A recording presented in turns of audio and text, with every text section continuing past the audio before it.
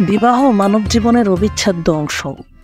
এটি একটি সামাজিক ও সাংস্কৃতিক পবিত্র বন্ধন। পৃথিবীর সকল জাতিগোষ্ঠীর মাঝে বিবাহের প্রচলন রয়েছে। বিবাহের ক্ষেত্রে প্রত্যেক জাতিগোষ্ঠীর রয়েছে নিজস্ব কৃষ্টি কালচার।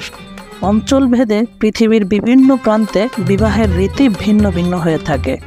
তবে তার মধ্যে একটু বেশি অদ্ভুত এবং অশ্লীল ছিল প্রাচীন আরবের বিবাহ প্রথা। আজকে আমরা তুলে ধরব প্রাচীন আরবের অদ্ভুত সব বিবাহ প্রথার আদ্যোপান্ত।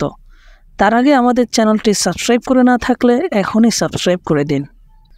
প্রাচীনকালে আরব বেদুইনদের মাঝে বিবাহের যে পদ্ধতিটি সবচেয়ে জনপ্রিয় ছিল সেটি হচ্ছে যে কোনো একজন আরব নারীর সাথে সহবাস করত অসংখ্য পুরুষ। তারপর সেই নারী গর্ভধারণ করার পর যাদের সাথে তার সহবাস হয়েছিল তাদের যে কাউকে সন্তানের পিতা হিসেবে বাছাই করে নিত এবং এই সিদ্ধান্ত মেনে নিতে সকলেই বাধ্য ছিল। প্রাচীন আরবে আরেকটি বিবাহ প্রথা ছিল বেশ জনপ্রিয়। পুরুষ তার স্ত্রীকে যে কোনো উচ্চ বংশীয় নেতৃত্ববান কিংবা সাহসী উদার মনের পুরুষের সাথে সহবাস করার অনুমতি প্রদান করত।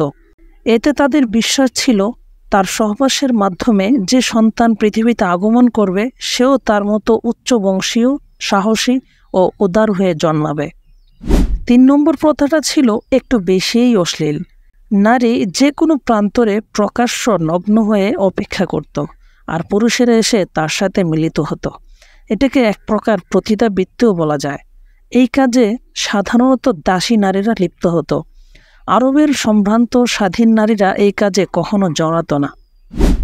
৪ নম্বর পদ্ধতি হচ্ছে সঙ্গী বেছে নেওয়া। আরব নারীরা অনেক সময় প্রেমের সম্পর্কে জড়িয়ে যেত। প্রেমিকের সাথে একান্ত গোপনে মিলিত হতো। এটা কখনো প্রকাশ করত না তারা। এটাকে প্রকাশ করাকে আরব সমাজে দূষণীয় বিবেচনা করা হতো। ৫ নম্বর প্রথা হচ্ছে সাময়িক বিয়ে। সময় নির্ধারণ করে বিবাহের কাজ সম্পন্ন হয়। সময় শেষ হওয়ার সাথে সাথে বিবাহের সম্পর্ক শেষ হয়ে যায়। নির্দিষ্ট সময়ের আগ পর্যন্ত স্বামী স্ত্রী সুলভ সকল কাজ বৈধ থাকে। এটাকে মোতা বিবাহ বলা হয়। বিবাহের ৬ নম্বর পদ্ধতির শুনলে আপনার চক্ষু চড়ক গাছে উঠে যাবে। এটি হচ্ছে অদল বদল বিয়ে। যে কোনো দুজন পুরুষ পরস্পরের সম্মতির ভিত্তিতে একে অপরের সাথে স্ত্রী অদল বদল করত। মানে আমার বউ তোমার, তোমার বউ আমার। এতে সমাজ কোনো দোষের কিছু দেখত না। ৭ নম্বর হচ্ছে শিগার বিয়ে।